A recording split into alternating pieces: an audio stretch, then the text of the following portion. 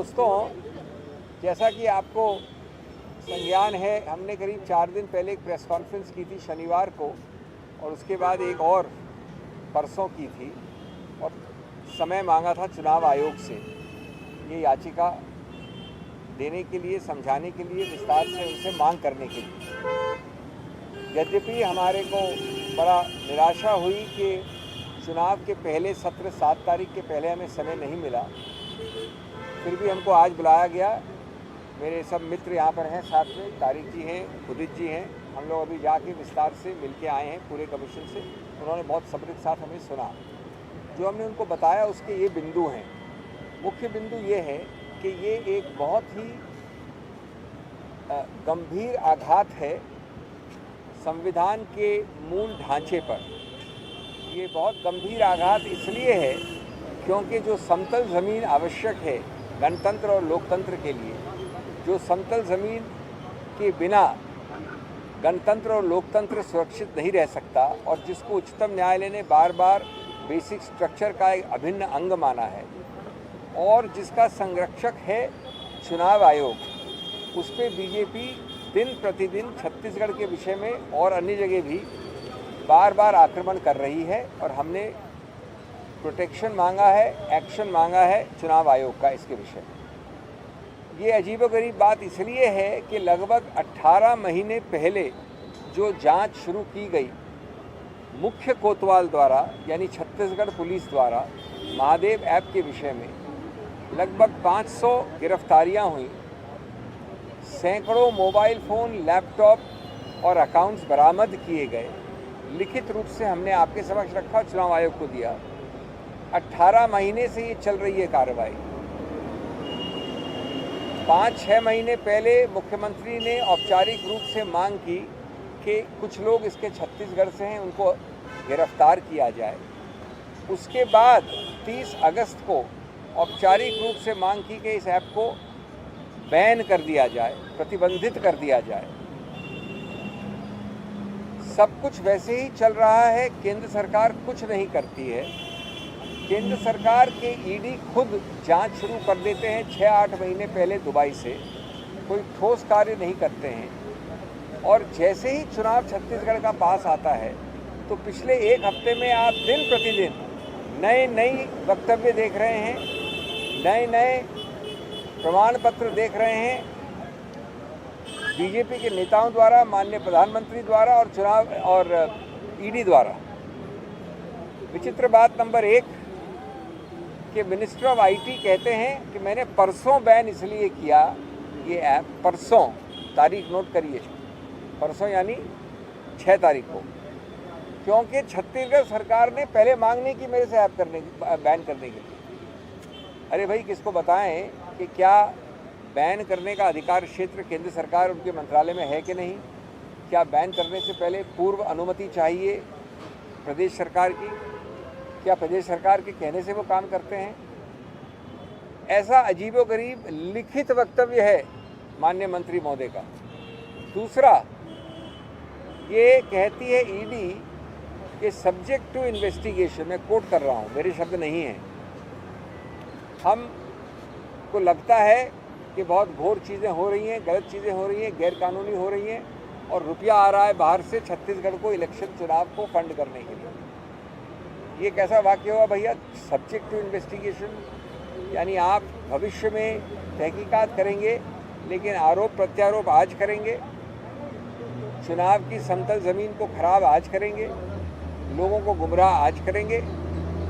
और तीसरी बात कि ईडी बार बार ये दिखाती है कि उसके पास पूरे तथ्य हैं, लेकिन जिन जिन के नाम लिए हैं चार्जशीट में उनके विषय में कुछ भी नहीं लिखा है, कुछ भी नहीं बताया है कि कैसे महादेव ऐप से वो संबंधित हैं। कई जो अफसर हैं सीएमओ में, उनके नाम दिए गए हैं, वर्मा जी, भाटिया जी, मनीष वगैरह इत्यादि इत्यादि। सीएम के ऑफिस के अफसरों पे आरोप लगाया है। वो जब अस्पताल में है तो उनकी तहकीकात की गई है, प्रश्नोत्तर किया गया है, लेकिन एक्चुअल चार्जशीट में एक शब्द नहीं है कि क्या उनका संबंध है महादेव ऐप से। नंबर 3, अगर इतना घोर चीज़ हो रही थी तो पिछले 6-8 महीने में आपने कोई अरेस्ट क्यों नहीं किया? और ऐप को बैन परसों क्यों किया? ये सब कुछ चुनाव के एक हफ्ते के वक्त क्यों हो रहा है? हर दिन नए वक्तव्य क्यों आ रहे हैं, इंटरव्यू नए क्यों आ रहे हैं? क्योंकि आप जानते हैं कि हार निश्चित है, सर्वविदित है कि छत्तीसगढ़ में बीजेपी की हार सामने दीवार पे लिखी है। अब आप उसके लिए एक डेस्परेट अटेम्प्ट कर रहे हैं अंतिम चरण में। मैं अंत में ये कहना चाहूँगा कि ये आपने शायद पहले कभी नहीं देखा होगा कि मुख्य कोतवाल सब कुछ कर लेता है और जो बीजेपी का इलेक्शन डिपार्टमेंट है, ईडी, जो अपने आप को कोतवाल कहता है, वो 1.5 साल बाद आता है चुनाव के एक हफ्ते पहले और इस बात को उछालने का प्रयत्न करता है। तो इलेक्शन डिपार्टमेंट से आप जीत नहीं पाएंगे चुनाव। हम बीजेपी को ये विनम्रता से कहना चाहते हैं, आप ये चुनाव ऑलरेडी हार गए हैं, लेकिन ये साफ दिखाता है कि किस प्रकार से संवैधानिक संस्थाओं का आपने नष्ट किया है। इसीलिए हम संरक्षण मांग रहे हैं चुनाव आयोग का और हमने कहा है कि इस प्रकार की चीज़ों से कम्प्लीटली रोकथाम होनी चाहिए कि ईडी जब चाहे जहाँ चला जाए, जो चाहे जो वक्तव्य दे। Friends, very briefly in English, in 2 minutes. As you know, we have taken press conferences on this issue. As you know, that some very strange things are happening in the central government, in the BJP party and in the ED. As far as the election in Chhattisgarh is concerned, it is self-evident to anybody who knows anything of the ground in Chhattisgarh that the BJP is hurtling towards certain defeat. Therefore, they have now roped in their election department ally, their Gathbandhan coalition partner, the ED, to start something quite amazing. An investigation started on a registered case by the Chhattisgarh government on March 2022, 18 months ago, leading to 499 arrests, hundreds of phones and laptops seized, investigation conducted in Maharashtra, Karnataka, Telangana, etc., all handed over to the central government. Central government does nothing. They don't ban the app till 2 days ago. They don't arrest anybody. They tell people to give interviews sitting in Dubai against Mr. Bhupesh Baghel. They make an allegation that so much money, 538 crores, has travelled across the borders from Dubai to India. Who mans the custom borders? Who has the RAW and the IB? Who has the border police? And most important, during this time, the allegation is during election this money has moved. That's also an insult to the Election Commission. Apparently, the allegation by the BJP suggests that under the nose of the Election Commission, money is moving. How is Chhattisgarh responsible for it?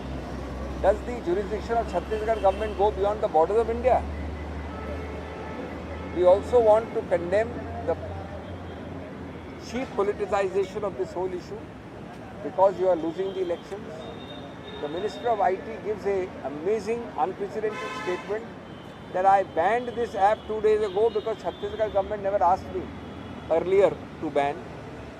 I only wish that he listened to the Chhattisgarh government or that he did everything with the permission of the Chhattisgarh government, that he has no power to do it on his own. The Honorable Prime Minister is every day giving a certificate of guilt regarding Chhattisgarh in each and every of his speech. I think this is the heart of the level playing field issue. The level playing field directly impinges on free and fair elections, on democracy, and therefore violates the basic structure of the Constitution. That is why we have turned to the Election Commission, the mega constitutional policeman of this jurisdiction, to put an immediate stop to the activity of the election department of the BJP, the ED, that they will enter wherever they want, they will go to any state they want, they will give any statement they want. We condemn this and we turn to the EC for immediate prompt action. Sir, PM has once again raised this matter and he has called the chief minister 30% CASA. देखिए, वो तो हर दिन ये वक्तव्य उनके आ रहे हैं। अभी हमारा ये जो डेलीगेशन है वो किसी दूसरे मुद्दे पे गया था मिलने, लेकिन एक बात जाहिर है, जैसे जैसे चुनाव के अंतिम चरण आ रहे हैं, जैसे जैसे सब आंकड़े, उनके सर्वे, हमारे सर्वे, आम आदमी ज़मीन पर, छत्तीसगढ़ के राजनीतिक कार्यकर्ता, चाहे बीजेपी के हों, जैसे जैसे वो बता रहे हैं कि इसमें हार निश्चित है, बड़ी हार निश्चित है, तो माननीय प्रधानमंत्री की तीव्रता बढ़ रही है। उनकी आवाज़ में एक घबराहट और बौखलाहट आपको दिन प्रतिदिन दिख रही है। उदाहरण के तौर पे आज एक आरोप लगाया उन्होंने कि हमने गुमराह किया है चुनाव आयोग को किसी कंप्लेंट के विषय में। जहाँ तक मुझे पता है, अगर मेरी पीठ के पीछे दिए तो पता नहीं, लेकिन कोई भी ऐसी कंप्लेंट कांग्रेस ने अभी तक दी नहीं है। शायद हम भविष्य में दें, तो जिस प्रकार से माननीय प्रधानमंत्री बोल रहे हैं वो गलत है, लेकिन अभी तक हमने कोई कंप्लेंट दी नहीं है। और वहाँ माननीय प्रधानमंत्री कह रहे हैं कि चुनाव आयोग को कांग्रेस गुमराह कर रही है। तो मैं समझता हूँ ये सब एक ही चीज़ का द्योतक है, भय, घबराहट, बौखलाहट और हारने की निश्चित एक जो दिख रही है आपको लिखित चीज़ दीवार पे सामने। सर सवाल था, प्रधानमंत्री ने आज कहा कि आप लोग चुनाव साजिश कर रहे हैं, चुनाव आयोग को गुमराह करके जो लोगों को फ्री में अनाज मिलना है उसको लेकर गुमराह कर रहे हैं। दूसरा उन्होंने कहा कि कांग्रेस को जिस भी अदालत में जाना हो वो चले जाए, देश में दुनिया में जहाँ पे भी वो जनता की अदालत में जाए। दोनों का मैं तो जनता की अदालत की तो बात कर रहा हूँ तब से। जनता की अदालत में तो आपकी हार होने वाली है 7 तारीख को और 15 तारीख को और 17 तारीख को। और दूसरा, ये जो अभी घोषणाएं हुई हैं पिछले 4 दिन में गिन लीजिए, मैं ये फ्री खाना दूंगा, मैं ये फ्री 5 साल और बढ़ाऊंगा, मैं ये और जो कौन कर हम कर रहे हैं। अभी परसों किया माननीय प्रधानमंत्री ने घोषणा की। तो आप कहें तो बड़ी नीति है, हम कहें तो रेवड़ी है। ये किस प्रकार की एक तर्क हुआ? सर 10 दिन से कम समय बचा है, दूसरे चरण के मतदान है। अब आप चुनाव आयोग के पास आए तो लगता है कि मतलब कुछ संरक्षण देंगे कि जो आप मांग कर रहे हैं कुछ असर होगा? ये उनका ऑब्लिगेशन है, संवैधानिक संस्था है। हम यहाँ थोड़ी उनको सिखाने के लिए कि उनका क्या उत्तरदायित्व है। निश्चित रूप से काम ही है उनका, और ये तो हमेशा 6 हफ्ते में ही होता है, 2-2 दिन में होता है, 1-1 दिन में होता है। चेतावनी होती है, प्रतिबंध होता है, वार्निंग होती है, रुकावट होती है इन चीज़ों में।